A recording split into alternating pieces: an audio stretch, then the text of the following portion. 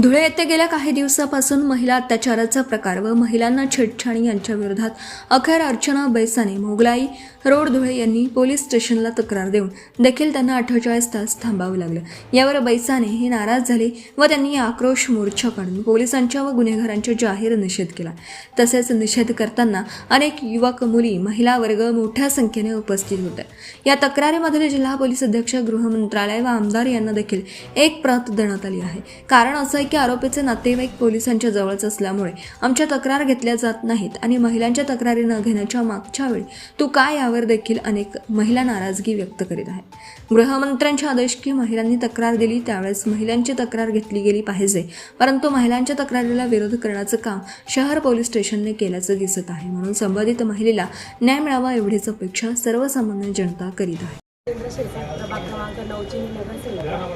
आज दिनांक 8 जून रोजी आपल्या फुलेनगर येथे 2-3 दिवसापूर्वी तेथेच राहणाऱ्या रहिवासी संतोष दामोदर या विकृत व्यक्तीने त्याच ठिकाणी राहणाऱ्या एका महिलेची छेड काढली। छेड म्हणजे त्या महिलेला खूप खालच्या लेवलचा असेल असं हा कृत्य करून तिच्या म्हणजे मनाला स्पर्श होईल अशा भावना त्याला व्यक्त करून दिलेल्या आहेत। त्याच अनुषंगाने आम्ही आज एक नगरसेविका म्हणून नाही, आम्ही एक महिला म्हणून आम्ही सगळ्या महिला एकत्र आलेलो आहोत आणि आज आम्ही यांचा निषेध करण्यासाठी मोर्चा काढलेला आहे। मोर्चाची रूपरेषा भीमनगर येथे डॉक्टर बाबासाहेब आंबेडकर यांच्या पुतळ्याला माल्यार्पण करून कलेक्टर ऑफिस आणि SP साहेबांना आम्ही निवेदन देणार आहे। आमच्या मागण्या अशा आहे की ज्या माणसाने कृत्य केलेले त्याच्यावर कठोर कारवाई करण्यात यावी व त्याला लवकरात लवकर अटक करण्यात यावी व अशा गावगुंडांचा कुठेतरी बंदोबस्त व्हायला पाहिजे। जर त्याला आळा घातला नाही तर उद्या उठून दुसरे देखील पुरुष अशा काही महिलांना त्रास देतील।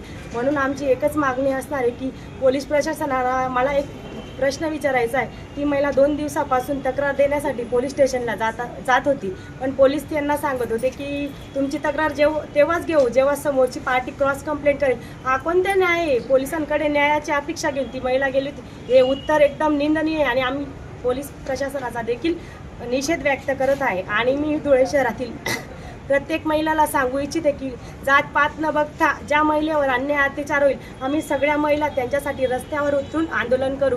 आणि या घटनेची दखल आपले धर्मयोद्धा आमदार अनुपया अग्रवाल यांनी देखील घेतली।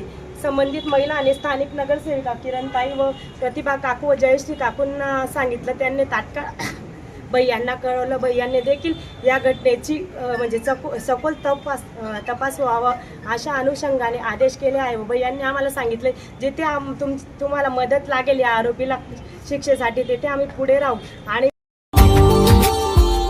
Subscribe now and press the bell icon. Never miss an update.